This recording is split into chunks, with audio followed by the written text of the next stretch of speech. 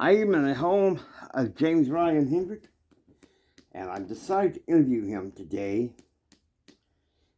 being concerns of small business. James Hendrick. Jim, how are you doing? Well, fine. You look a little tired. Well, I'm a little tired, but again, I came back from a wonderful vacation, ready for a few weeks of fighting for the small business American. You said in one of some of your writings that the Clinton administration has made some progress towards working with small business. I have. He's made vast improvements on the economy to help the small business, and that's been, well, to be honest with you, it's been a blessing. There have been some strides towards improvement, but not enough. Not enough. The fact of the matter is, access to education he has granted. The financial incentives for small business, I know that they're not forthcoming. Can you explain that? There is an economic care package that is before the House of Representatives. And I want to say this.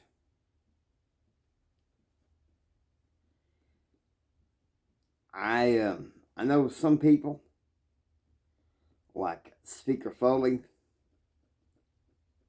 and several good congressmen, will want to defend it. The president has said nothing about supporting as to whether it'll pass. And I don't think it will, because quite frankly, not enough meat on the bone. That's the problem here.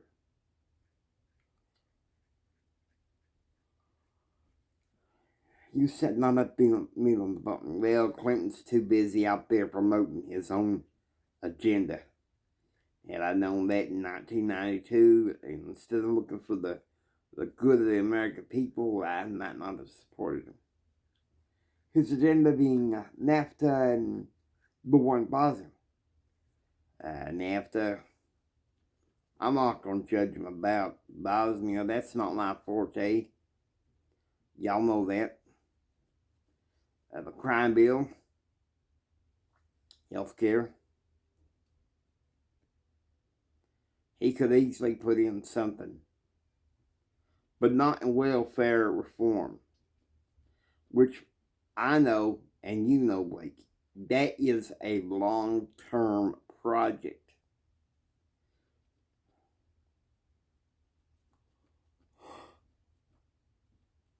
They're not going to try to sit on that. They're going to try to sit on that until next year. And by that time, the economic care package is going to be long and gone. Some people in your office might say, why be against the economic care package if it could help those small business? It's not enough. It's not enough. He could throw in some tax exemptions, make it easy on the health burden. You're not sure whether the Clinton health care deal won't have unfunded federal mandates. That's my concern too. He's too busy promoting his agenda, which right now the mood of the country is no. They don't want a bunch of liberal purse strings and everything, considering what's going on. You mean Whitewater? I'm aware of Whitewater. People might ask me, well, are you going to spill the beans about it? No, because I don't know enough about it to really make any statement. I know at least a couple people in my professional life that do. They want to say something, they can. Right now, I don't think they do. They want to keep it quiet. Let no doubt, the House and Senate, let the House and Senate banking committees decide what it's going to do, maybe even the courts. But I don't think it's up to anybody in the bureaucracy to say anything about Whitewater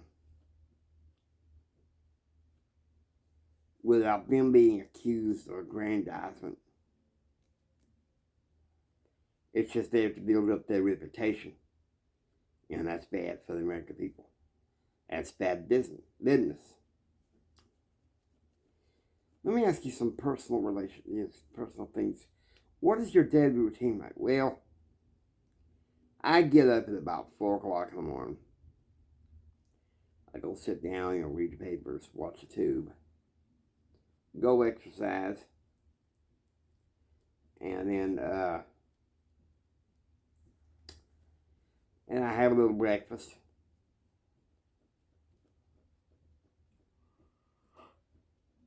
About 7:30, I get in the car, drive over to Small Business Administration. Work there from about, 8 o'clock to 3:30 or 4. Sometimes I take days off, but I work hard. And then I come in 4:30, 5 o'clock, settle down. Sometimes my family's here with them. Sometimes just me and anybody on that over. The set of books that you're reading, is there one that strikes out to you about what's going on with your job? There's one that was published, I believe, in 1989. Rod Jaffe. The problem between government and small business. It's always intriguing. I put it down. Now I start picking up again.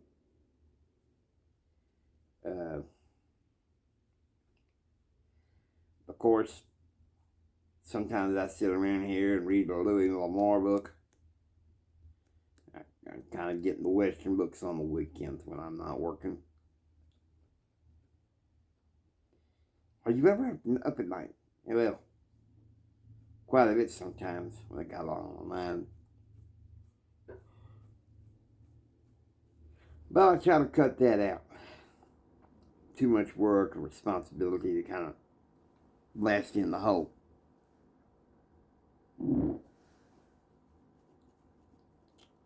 Well, let me ask you about your eldest son. He's on internship here. Yes. Are you okay with his interest in public affairs? I talked about this last summer when he was touring the country. He was looking into it. He wasn't sure what, and now he found what he wanted. And there you have it, folks. Interview with James Ryan Hendrick. I'll be back with further analysis. Good afternoon.